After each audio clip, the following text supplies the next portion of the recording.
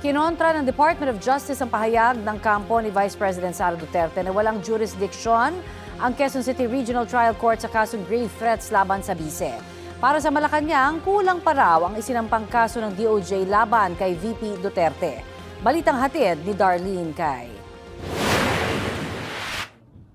Nag-file ang kampo ni Vice President Sara Duterte ng motion to quash o pagbabasura sa isinampang kasong grave threats ng Department of Justice laban sa bise.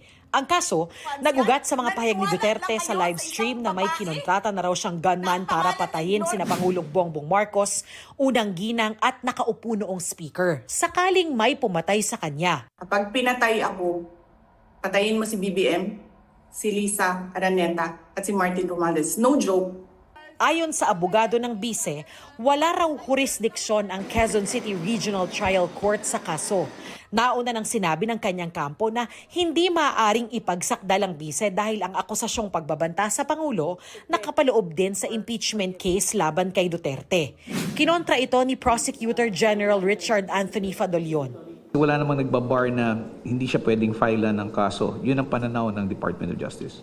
Binigyan ng korte ng 5 araw para magsumite ng komento sa motion to quash ni Duterte.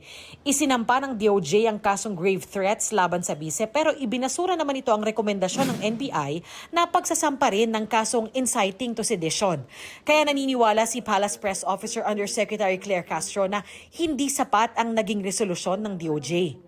Sabi ko nga, kulang pa yun. As a lawyer, if you will watch the full video, the video in full, ang effect nun is, there is this intention to sow hatred against the president, against the government. So, it is not just a simple grave threats.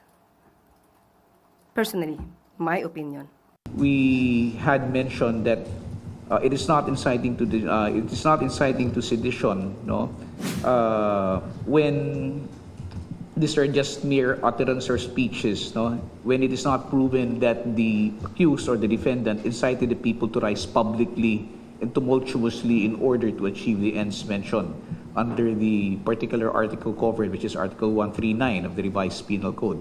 So, ito po yung, maring yun po ang pananaw ng ating palace spokesperson. Pero ito po yung naging findings naman po ng ating mga prosecutors nung ito po ay sinubject to preliminary investigation.